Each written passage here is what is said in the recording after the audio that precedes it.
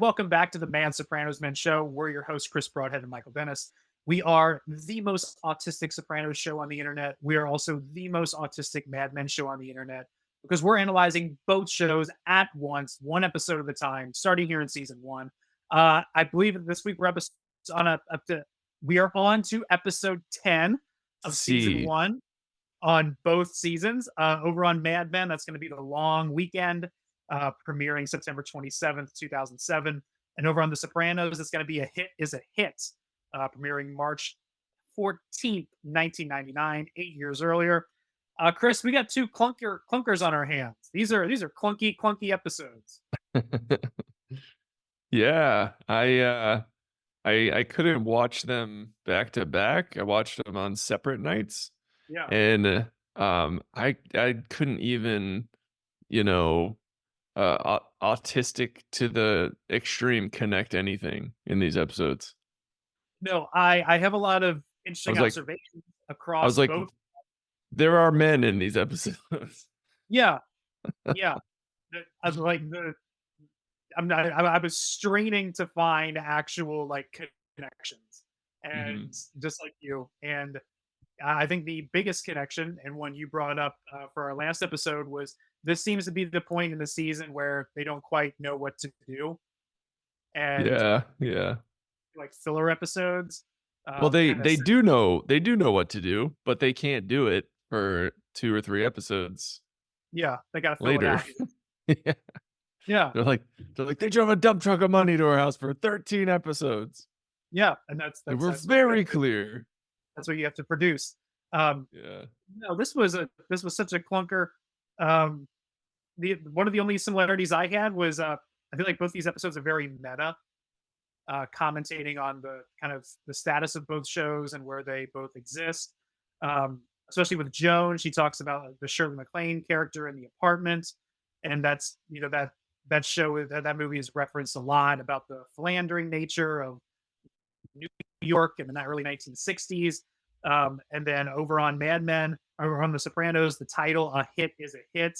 I remember when we Mhm. first bought one, and my parents and I were sitting down to watch it, and you're going through the titles of upcoming episodes, and you see "A Hit is a Hit," and you're just like, "Oh man, this episode is going to be about a lot of mob violence. There's going to be a lot going on."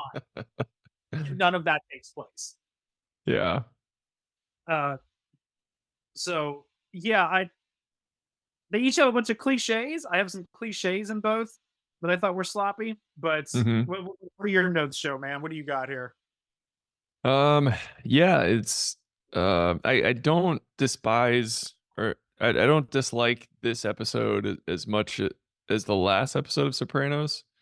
But again, there's nothing here that happens that seems very important other than just proving without a doubt how truly terrible most mob guys are with their money. It's like Yeah, they have this huge score and they're I don't know, arguably set for years or potentially a big chunk of their life, and all of them do like the stupidest possible things with it.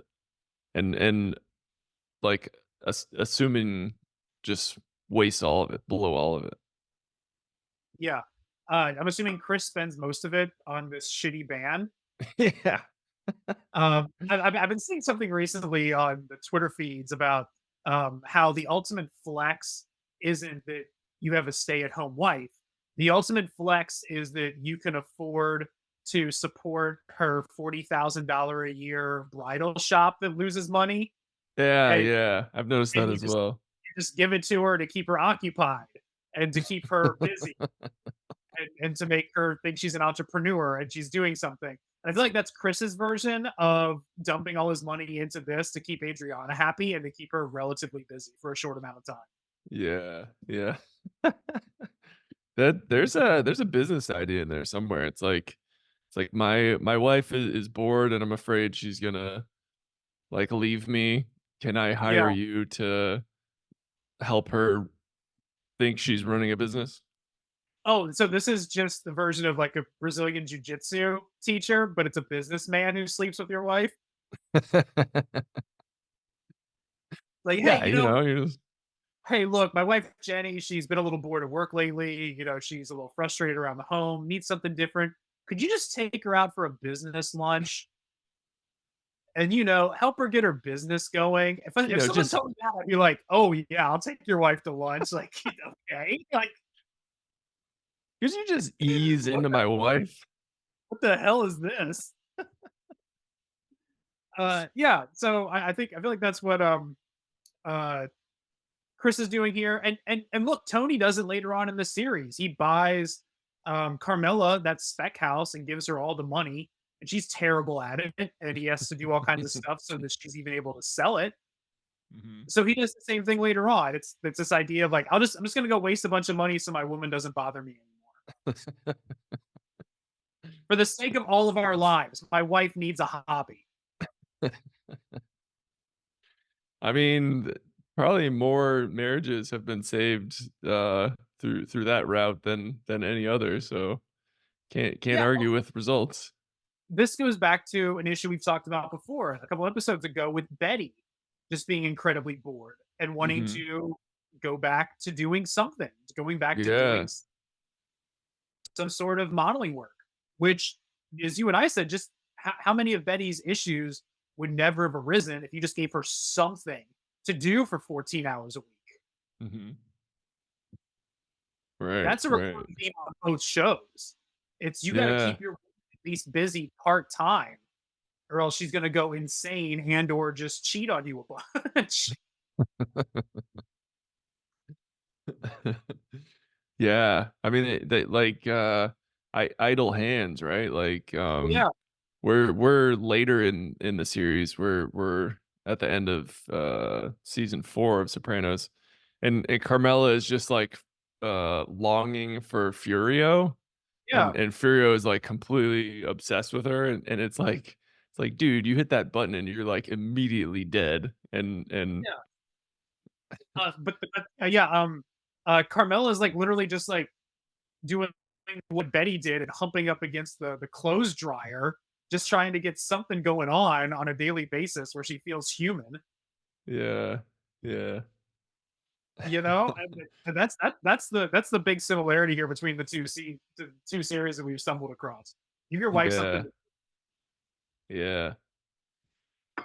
No, that's, we're going through that in my own state of existence right now. Erica quit her job for us to move to Barcelona, and she's like, you know, just trying to figure it out, and she's putting all this pressure on herself to, like, you know, create a business or have some sort of job, when we move back, and I'm like, "Babe, like, you know, we have all the money, uh, we need, um, like, if you wanna do that and if that's enjoyable for you, then I say go for it, but if it's gonna make you go crazy and just, like, not have fun the entire time we're here, like, you know, I would advise not doing that." Yeah, So, you yeah. know, it's tricky. I may be buying a franchise here soon. I may be hiring a jujitsu coach. All right, there we go. Cool. Well, let me. That's a whole nother episode. We can Well, work through that when the time comes. will you sleep with my wife? It's not like a weird cuck thing. I just, you know, I'm afraid she's gonna get bored and leave me. Yeah, you just turned into Dennis Reynolds when you're looking for Dennis Reynolds. No, no, no, no. We're It's just a classy afternoon. You're gonna hang out. You give these ladies some attention. There's no banging involved. Meanwhile, it's being advertised like there's no rules. Yeah, exactly. Um, You mentioned a minute I ago yeah, go ahead.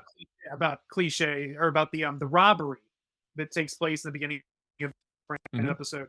That's something I want to talk about real quick. There's two giant cliches in each of these episodes that made me roll my eyes. Number one was in that robbery, the guys are all dressed like delivery men, and mhm. that felt to me like it was a Warner Brothers cartoon. We never see them do that ever again. It's Yeah, not something that ever happens. They're dressed up in these costumes. They're sneaking in. It seems very Saturday morning cartoonish to me. mhm.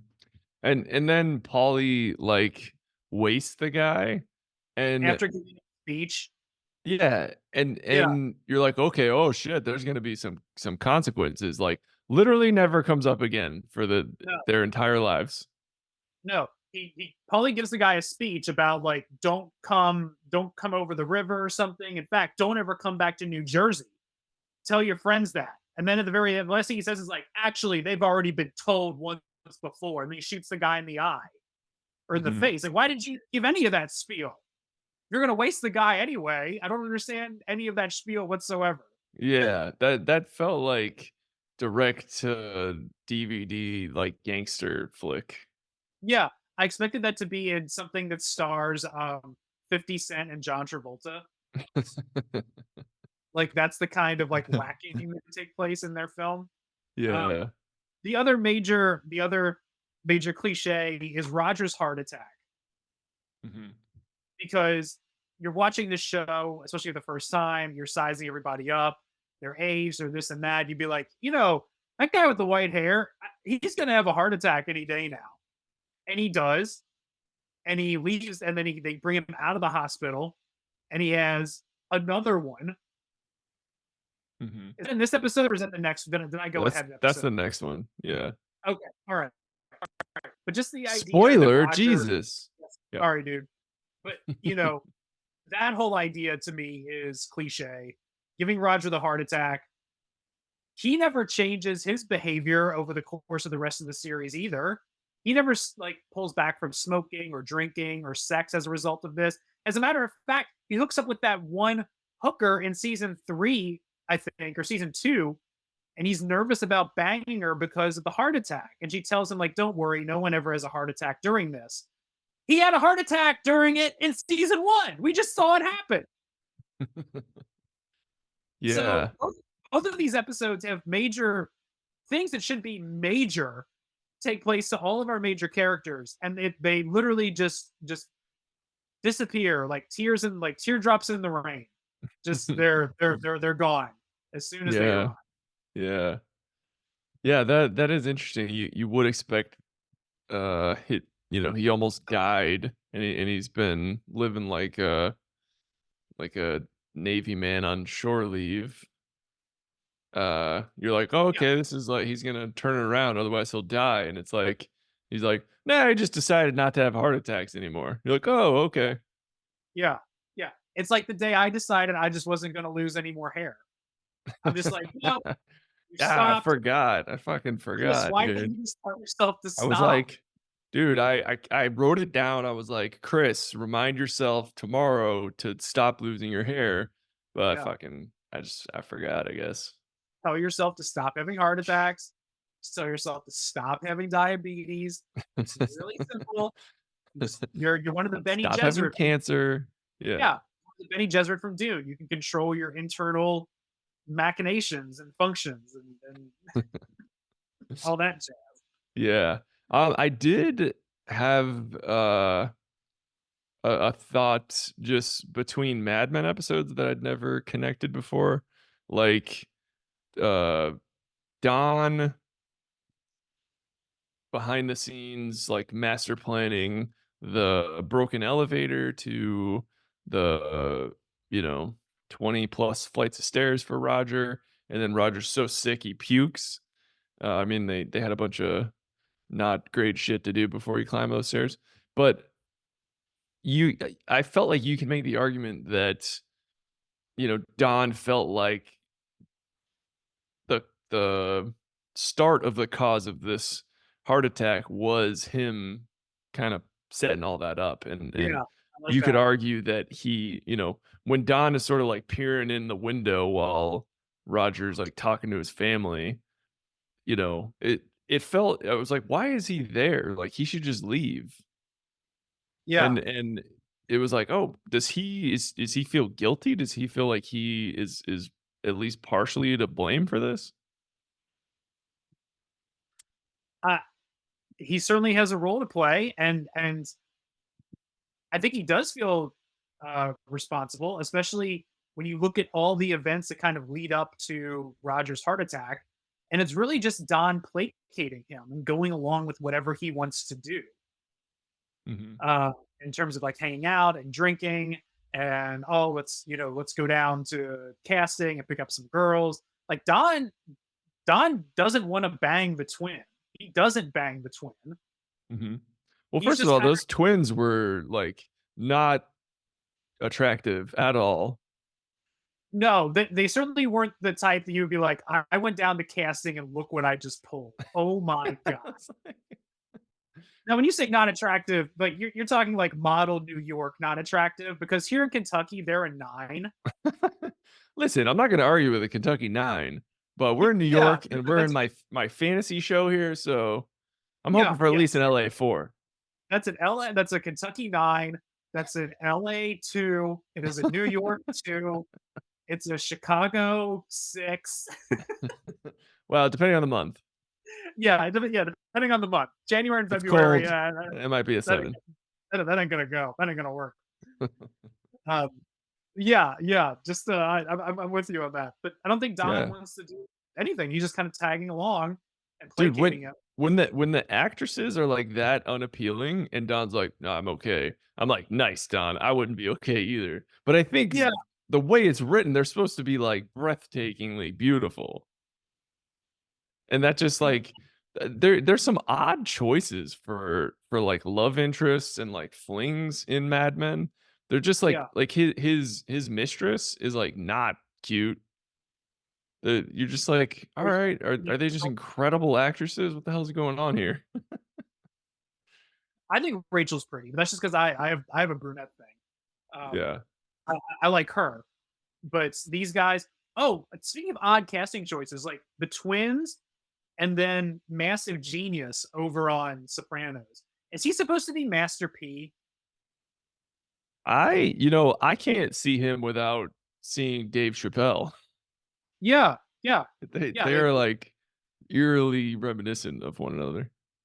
Um, there's a great joke Adam Carolla makes about black guys who look a lot alike in movies, and Mhm. it's like if you can't get this guy, you get his black simile. You get the one that looks as close as possible to him, and this guy is Yeah. absolutely a black simile of Dave Chappelle. Yeah. No, when I was in, I think, late elementary school or early middle school, I got in an argument with another, uh, movie kid, fellow autiste, about if Dave Chappelle was in, The Nutty Professor, and I was, like, 100% certain he was, but it turned out to be this guy, Yeah, and I was like, "What the fuck? They look exactly alike." yeah. No, they really do. Um, but kind of getting back to our bigger topic, this is an episode that is reviled among Sopranos fans. People do not Really? like it. It is constantly one of the bottom two or three.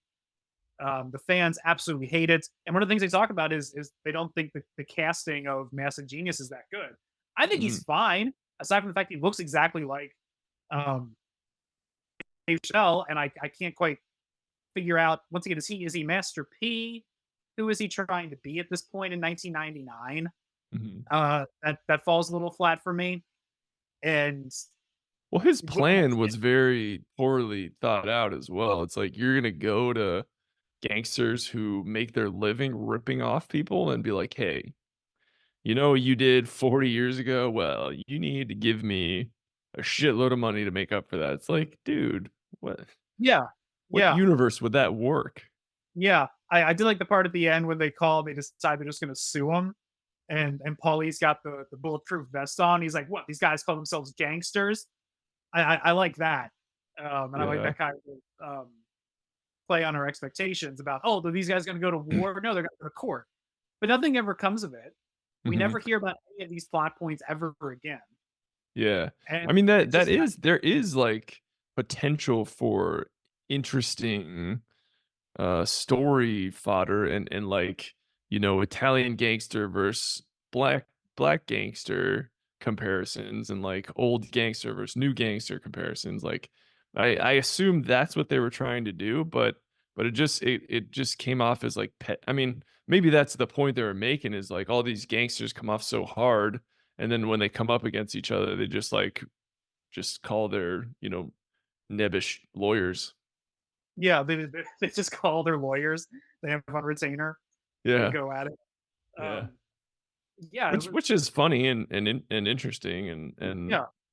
I respect that was the outcome, but I respect lawyers. I respect the law. Yeah, I respect. I'm a big fan of bird law. You Um, do not wanna go toe to toe on bird law. no, you don't. Yeah, a lot of people hate this episode, but once again, each episode has these giant things that happen that we're told are giant and big, but there's no resolution. There's nothing, anything that ever comes of it ever again. Even Mhm. Tony back and forth with Kuzumano and his friends, like you never got the feeling before this episode that Tony was trying to be friends with Kuzumano, and then like after this episode, he shows up, you know, three more times throughout the series, but in very short clips. It's just an odd setup. Who's getting set up for failure more? Tony when he goes golfing with the Wonder Bread Wops, or the twins down in casting to get picked through by the Sterling Cooper staff. Yeah, that's tough. I did hate that scene. Like, that felt so forced and poorly written, with the golf course scene. Like, no one acts like that. No one's like, "Oh, we're going out with a gangster today? Let's ask the stupidest fucking questions we could think of." Yeah, yeah. Let's ask the most direct things imaginable. I Yeah. was talking with my buddy Wally one time because there was a story going around about um, OJ Simpson. It ended up being like the random fourth in a couple of groups of playing golf. And we Mhm. were like, you know, how would you feel if there's three, you and your two buddies, you're going to go for a golf, and your fourth today is OJ?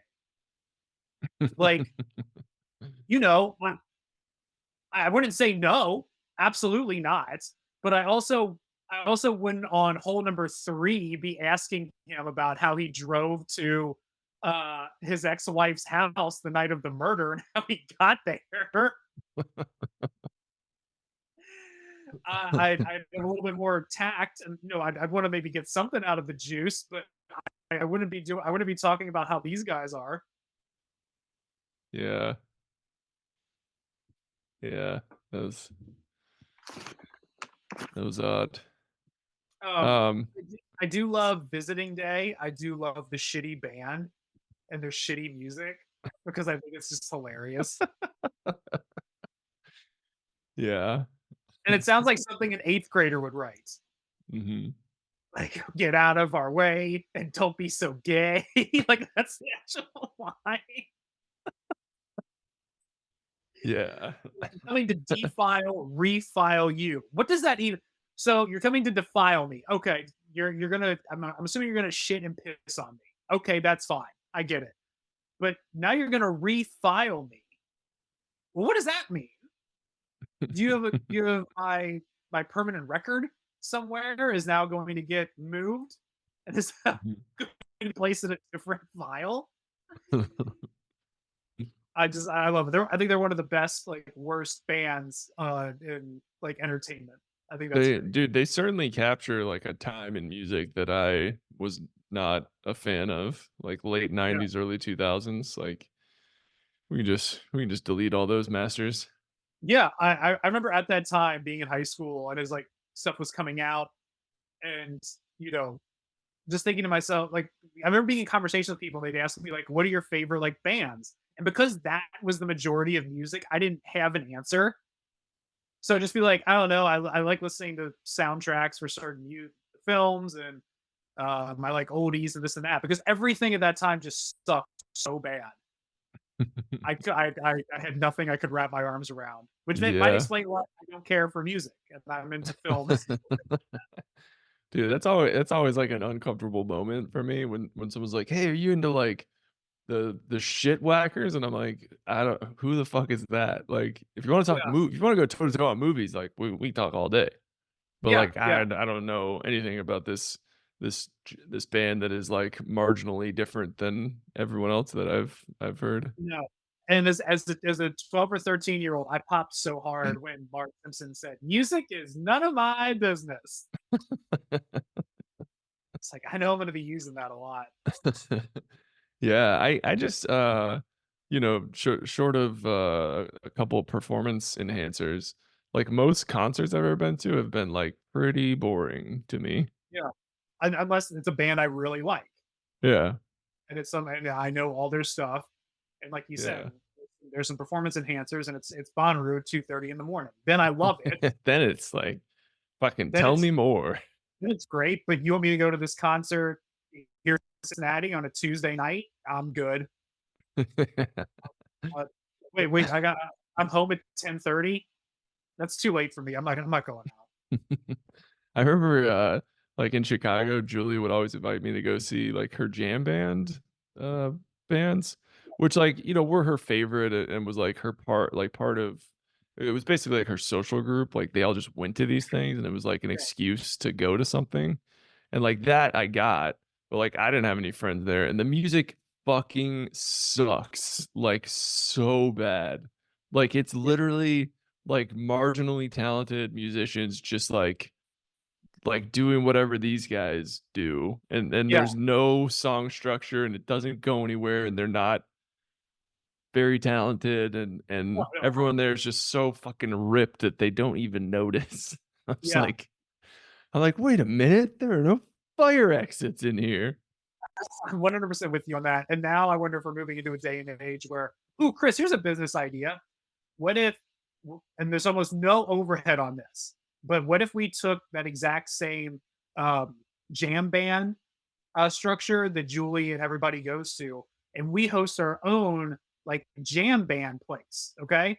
But Mhm. we don't have to pay jam bands anything because AI can write music at least as good as whatever Oh, this is. dude, better, like, already better, I Like would argue. at least there'd be like structure and stanzas to it. Mhm. And like you said, everyone there is blasting out of their minds anyway. So instead of paying, we'll do everything, but instead of paying the jam bands, we'll just enter in a couple of prompts and hit enter, and then all the aging hipsters will show up, drugged out, and slow dance jam at our place. Mm. I would like to subscribe to your newsletter, sir. um, oh, I got a question for you. You mentioned a minute ago about like Don and feeling responsible for everything that happens to Roger.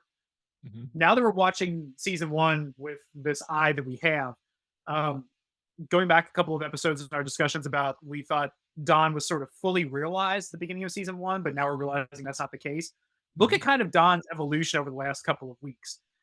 He gets a raise, he gets made a partner, and then as a result of Roger's ailments and what we're going to see in the next episode, he basically moves up another notch. Mm, mhm. Like he is just That's a constant good point, yeah. Yeah, he's constantly just moving up. And even with um in the case of his raise and with Roger his ailments, Don just moves up just by existing. mhm. Like, he doesn't do anything to solicit that raise or the interest from McCann Erickson. Like he just exists, and they both bid and give him more money. And then with Roger, like Don doesn't step forward. Roger just takes a step back, Mm, and that elevates him. So just every other episode, like Don does this. hmm. There's probably, a similarity there between Mad Men and Sopranos, like, a lot of Tony's upward trajectory is arguably right place, right time, or just being there, and, Yeah, you could say the same thing about Don. And, it's interesting you say that because there were a lot of I found multiple references to, like, communism in this Mad Men episode. The Jewish department store owner, he's like, "Oh, this feels like the minister of protocol," and yeah, and there was they maybe they called JFK, like, socialist or something. There was, yeah, like, a lot yeah. of underlying, anti-communist rhetoric, and, it is that no in communism, you don't have to, like, work that hard. It's it's like everyone is given everything in theory, right? So is that what they're saying about Don right now? Like he's not really doing anything and he's getting promoted? I was trying to like figure out why they kept bringing that up. Like that's not an accident. No, but I think that's also reflective of the time period and just the Cold War looming over everything that Oh, the exists. the other the other mention was the the board operator. She was like signing up for the bowling team. Oh yeah, yeah. Last week, yeah, And the woman, her coworker was like, "Don't do that. They're gonna put you on a list." She's like, "It's for the bowling team." yeah, yeah. So, but yeah, maybe it's just the time. But you mentioned, is Don just having everything handed to him? I don't think that's the case. But I mean, it's not like he's failing at work. Look at what he's done with Lucky Strike. Look at what he did with um the other one from a few episodes ago with the where he gives the guy the Jesus speech.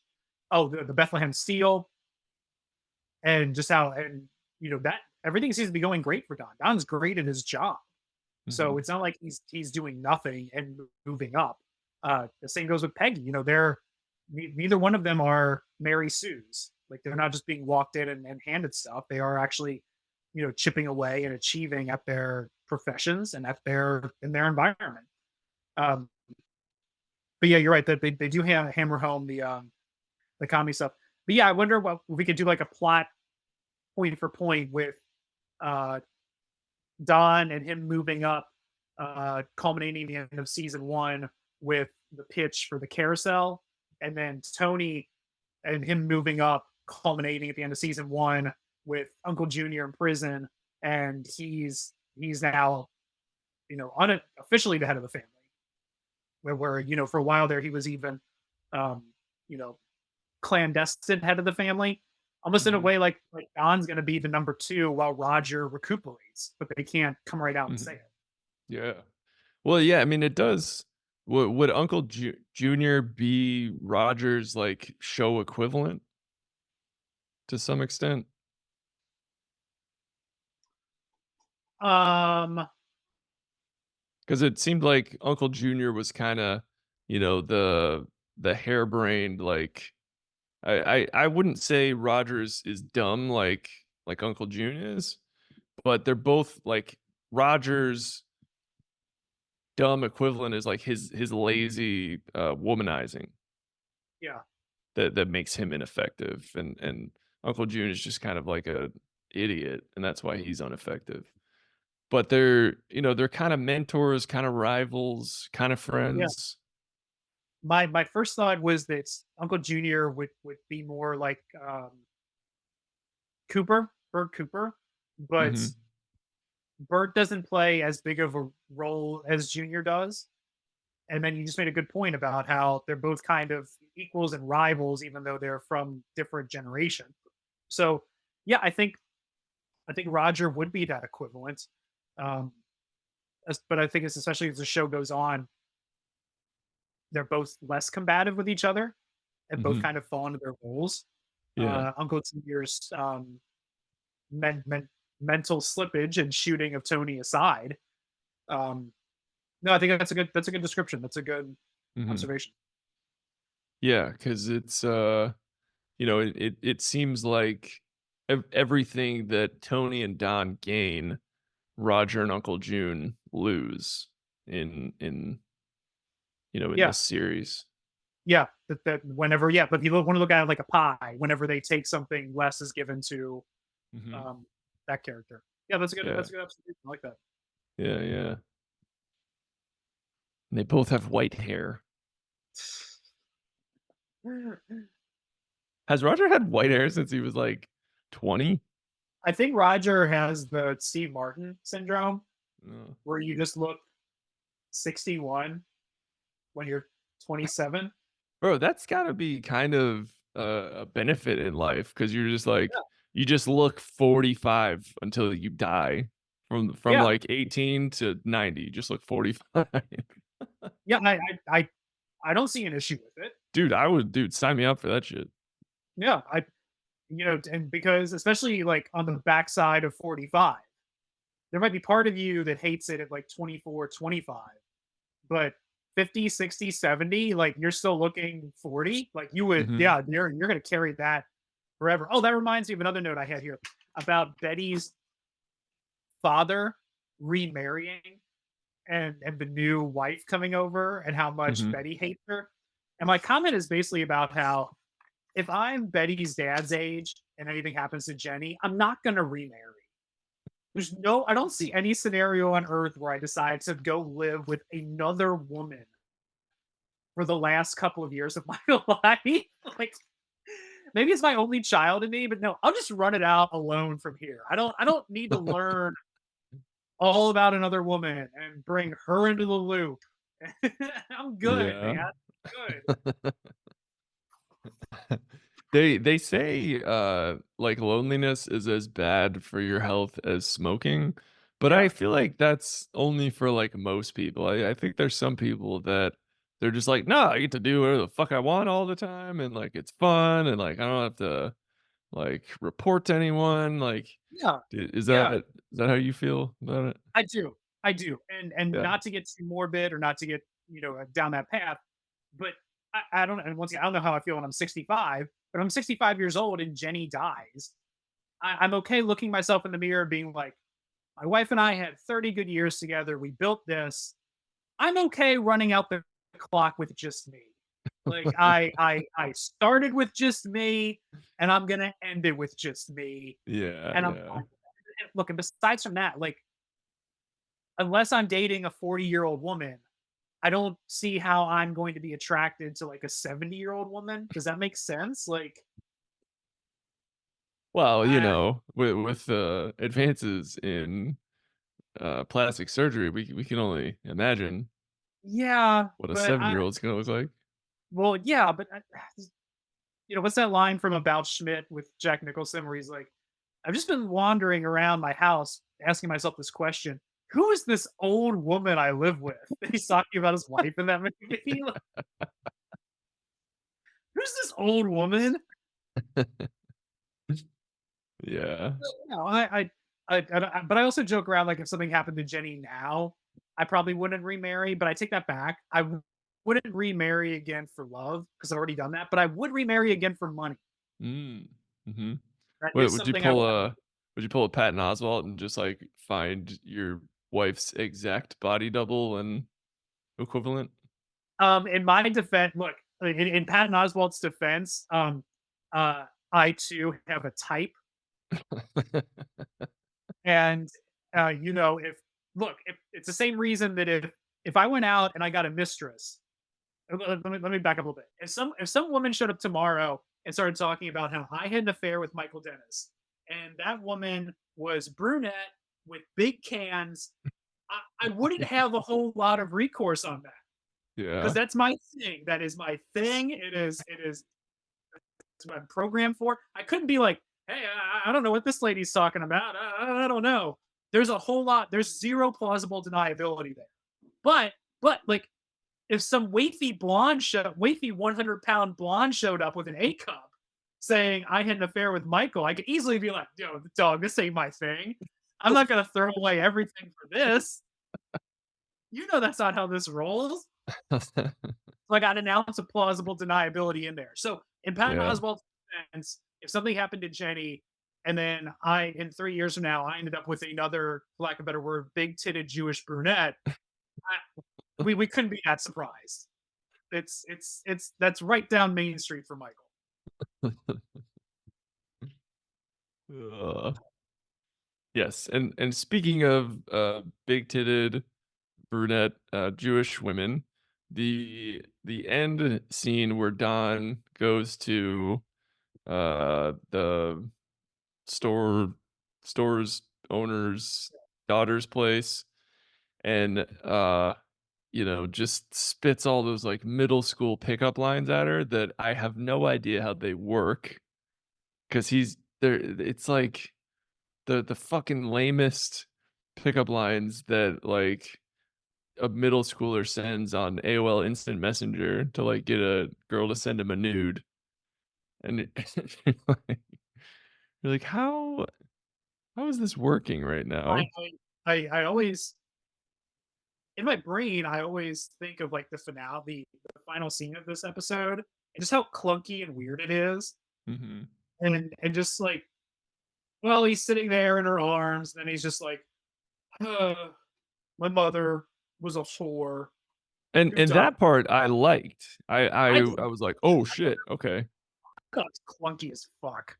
I you know, I appreciated that line, because in that moment, like, Don is watching Roger just kinda, you know, come Melt away. apart, like, he completely, like, breaks down, and, that type witnessing that type of vulnerability, you're like, "Ah, I need to go, talk to my most important people," and it's like, "Alright, well, Don should go to Betty and, like, tell her how he's feeling or what's going on with him," and he just goes to, like, this woman that he's, like, been fiending after, and just, like, I guess she's, big young adult novel reader, and Don picked up on that and said all the Nicholas Sparks pickup lines that he needed to get her to agree to it, just so he could, you know, be open and honest Yeah. and, like, do the thing that he just saw happen 'cause it was eating him alive, likely. Okay. That's an interesting way to look at it. But Yeah. that no, that how he spilled that always felt weird to me. And maybe Mhm. it's the beginning of that scene. It's I don't know, just clunkiness abounds in these 2 weeks Yeah. Well, it or these two seems episodes. I don't know, like, what how did they come up with 13 episodes? That seems like a lot, like, True Detective season 1 was 8 episodes, I think Westworld was 8 episodes. Um, is Breaking Bad You know what 13 it is? episodes as well? You know what it is? It's I think it's they're taking Man Men is taking from the Sopranos model. And Mhm. I feel like The Sopranos, that was the first show that it was like, "Oh, we're not doing 27 episodes a year. We're only doing 13." And that was groundbreaking. Mm, And like okay. that was, "Oh my god, only 13? Think about how much fat you cut and this and that." But in reality, it should probably be like 8 or 9. Yeah, well, okay, so, Sopranos broke the mold. Before that, the standard was, like, 24, 26 episodes a year, a season? Yeah, Like yeah, Simpsons had 24 episodes every year, yeah. and each episode was 30 minutes, so Sopranos is like, "Alright, cool, we're gonna do essentially the same thing because every episode's an hour, we're gonna do half as many." Well, in And my mind, I start thinking of like ER or Law and Order or some other like hour-long drama from that Mm, time period where they're doing 27 episodes and yeah. they're all 45 minutes to an hour, and then you get Sopranos come in at half that, and that seems revolutionary. Mhm. Okay, so the issues that we have with these shows, later episodes, but right before the season finale, can you imagine the issues we would find in, like, episode 18 of ER, like, season No, 2?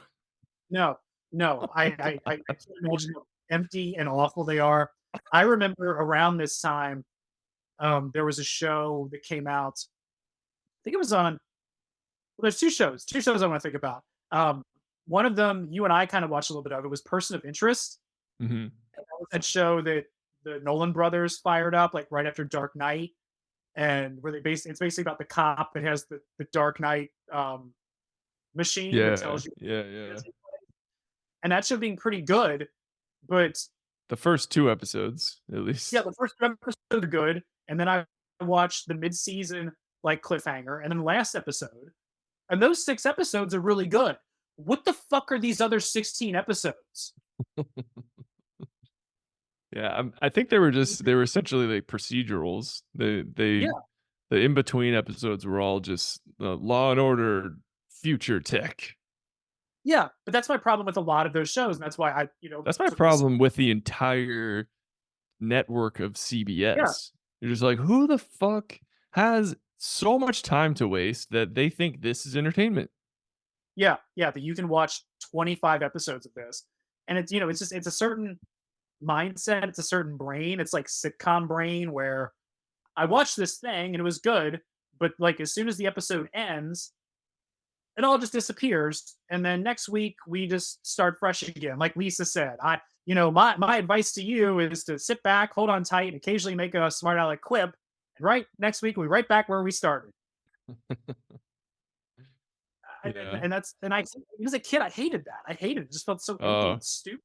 dude, it like gave me a panic attack to like sit there and watch that shit. I was like, I'm wasting so much time right now that I could be enjoying watching Simpsons, X-Men the animated series, Batman the animated series, like something of substance.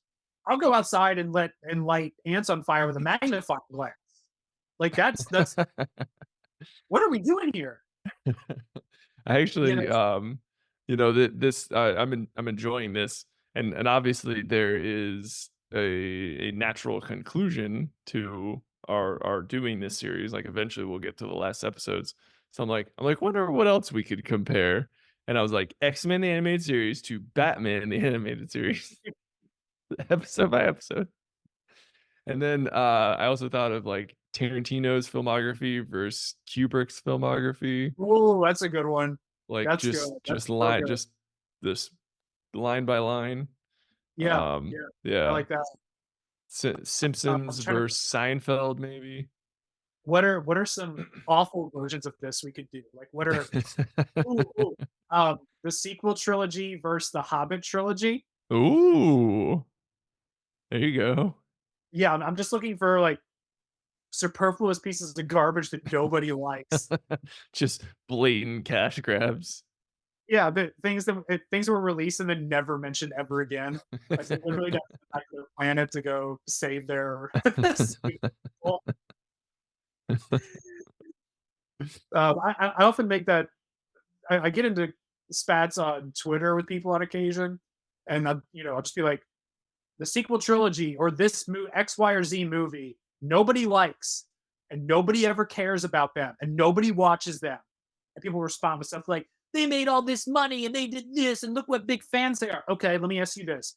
When was the last time said movie was on basic cable on a Saturday afternoon? If the answer is never, then these movies are not beloved. Go watch basic cable or HBO on a Saturday afternoon over the course of 6 months and tell me what movies you're seeing. It's Back to the Future, it's Lord of the Rings, it's Star Wars, it's this, it's this, it's this.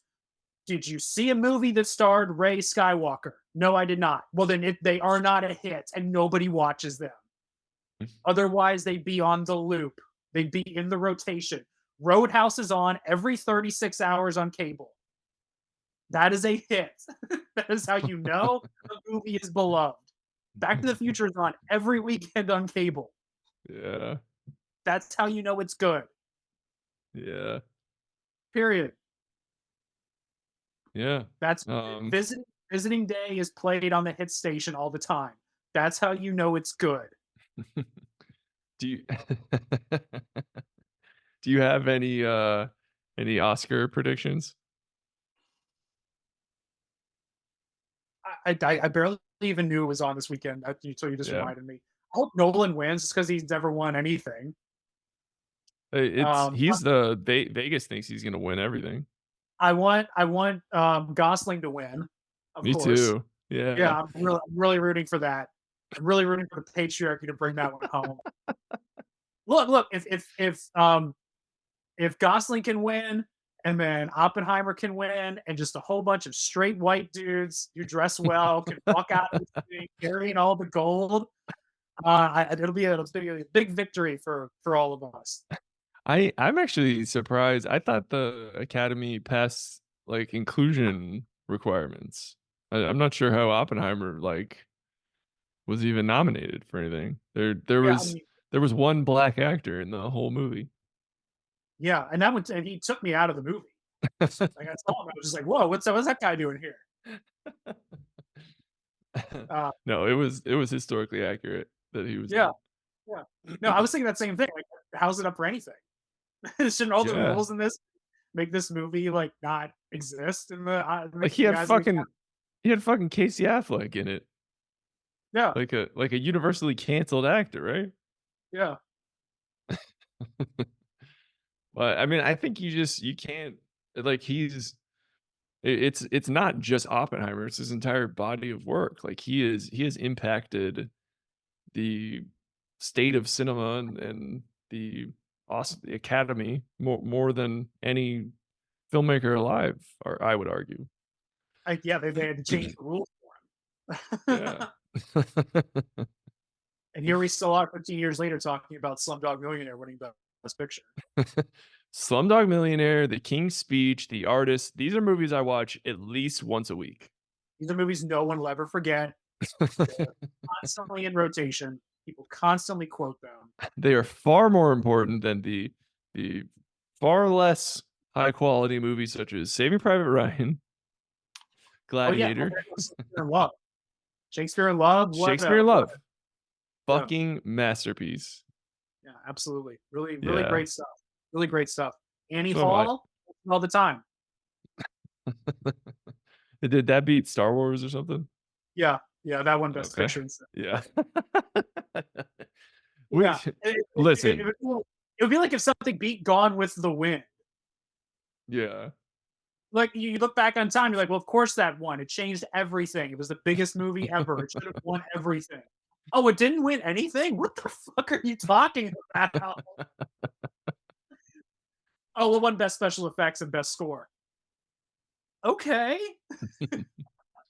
Yeah. I mean, Kubrick, he only won 1 Oscar his whole Yeah, career, but and he well, didn't even deserve it. He didn't even do it. He won best, visual effects for 2001. He didn't do that. Fucking Douglas no. Trumbull did it. Yeah, like, yeah, how did that happen? No, the Oscars are fucking bullshit. I was thinking about going and placing a couple bets on the Oscars on what would Mhm. win in each category, but I was just gonna place my bet on whichever person or movie in that category was the most politically correct choice, and that was it. Like, I'm just gonna bet on. I'm gonna put myself in highfalutin artist brain, and I'm gonna look at that list. And I'm gonna go, he deserves this, and that's how I'm gonna pick the who I'm gonna bet on this weekend. That's, you'll be right more than you're wrong. I might bring home all the gold on that one. Yeah. I don't know, I'll be excited if Nolan just sweeps it. I think he's nominated for, like, 13 categories, Yeah, which I is haven't seen anything else insane. that's nominated. So, Yeah, I and y said the other day I want to do like a little short video series about like the best movies I've seen this year. But since I'm married with kids, and I never get out to the movies anymore. Like included you're like Oppenheimer and Ken or Barbie, but then also just include movies from the past that I've never seen before until last year. My favorite dude, movie of that's last great. the funniest movie I saw last year was Communion with Christopher Walken. Like that movie came out in 1988. Yeah, but I saw it last year. I wanna That was talk the about it funniest now. movie. That was the funniest movie of last year. Listen, what are you not understanding here? I have 2 young daughters. I barely leave the house. Yeah, I'm definitely not going to see a movie. So I'm catching up on all the things that I haven't seen in my entire life. The best movie I saw last year was Die Hard. I'd never Have seen you that before. It have you was guys seen awesome. this? Young, up and coming. He's sure to have a bright career ahead of him. I can't wait to see what Bruce Willis has for us next. Have you guys seen this? Have Aw. you guys seen this other Bruce Willis movie? He fights an asteroid. Yeah, so no Dune 2 then? Have you seen Dune Oh 1? no, we're gonna try and see Dune 2. We're gonna go see Okay. that. Yeah, it's fucking amazing. Yeah. No, we're gonna Yeah. try and go tomorrow. Yeah, if you can find an IMAX, that is, that's the move. The legitimate one. Yeah, I figured. yeah. All right, man. Well, I gotta hit the road in a few minutes. Anything else in your notes? I want to mention that every charge in Sopranos is a RICO charge, and this isn't so much a slight against Sopranos as it is a slight against Dark Knight. Because when I first heard that in Dark Knight, I was like, "Oh, RICO charge, that's some next level Law and Order right there." But they mention it in Yeah. every fucking episode. They're like, "Fucking RICO. Oh, it's a RICO Yeah. charge. Yeah. What isn't a RICO charge?" Yeah. It's just and I think it's a cheap way for the government to catch people doing things. It's like, oh, well, you knew someone who committed a crime.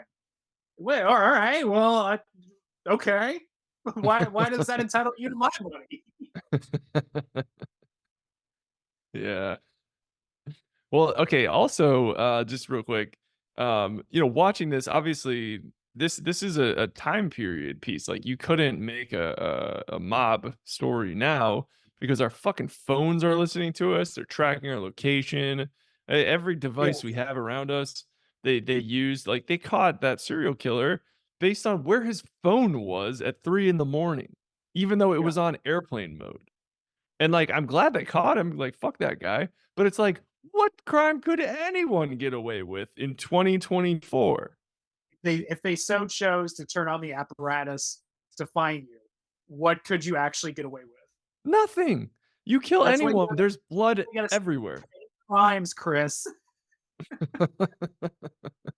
Small crimes under $800. They're not gonna turn the machine on to find you for that. Those 800 bucks, they add up eventually. Just commit 40 of them, man. You'll be fine. But it's like, I mean, the mob is extinct, right? Like, you can't whack someone. You'll get caught, like, every way that you could imagine.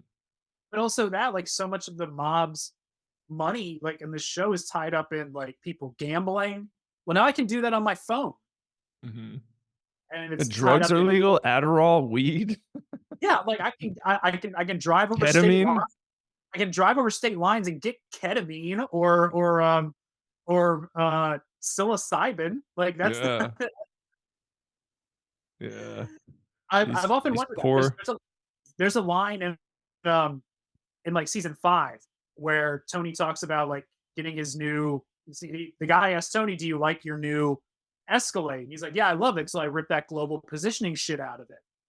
And now I'm thinking about my car, and I have a we have a 2022 Toyota Highlander.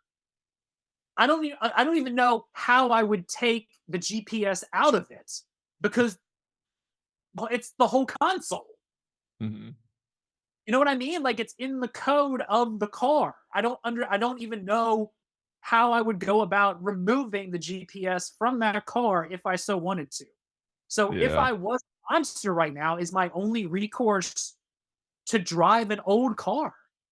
I have to drive an old car that just I have redone and have updated. yeah. Right? And not have a cell phone? I'm getting a burner every day. Yeah. Can we even get burners anymore?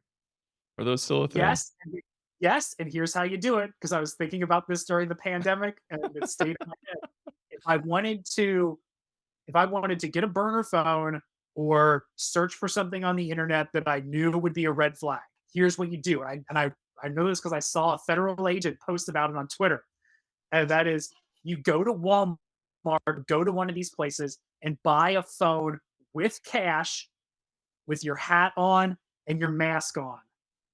So Mm, you pay cash for it, then you go out to the parking lot or whatever, activate it, do all of your business like right there in the Walmart parking lot, and then dump that thing. Because then they have you on camera, but you're in a hat and your mask. They don't got you there. Now you just have to park somewhere where your license plate isn't on camera. yeah, But good luck with that. that's how you do it. Yeah. I would probably walk to Walmart from wherever or park, like, 3 miles away. Yep, do that or take the bus. Those are Yeah, your options. You gotta approach them 2 miles away. Then yeah. have the train. I think the real tragedy is we've made crimes too easy to solve. Remember, when detectives actually had to work for it? They had to talk to Yeah. people and rough up some street toughs. Yeah, now you just go into someone's search history and their text messages, and it's all right there. Yeah, yeah. You're just like, "Oh, says right here, text message. Yeah, it should be really Gotcha." easy. It should be really easy to be a cop and catch people. You should be really great at your job. Yeah. Awesome. Well, good app, brother. Yeah, good episode, man. This is a good one. Cool. next week's episode 11. I think we're finally picking up and wrapping up the season. Yeah. Yeah, 3 more episodes. I'm thinking the next ones start to get the ball rolling on the series or the season finale. Yeah, So, those are probably good episodes. coming up. All right, So, man. Well, thanks so much. Good job by you. all right, good job by you. All right, man.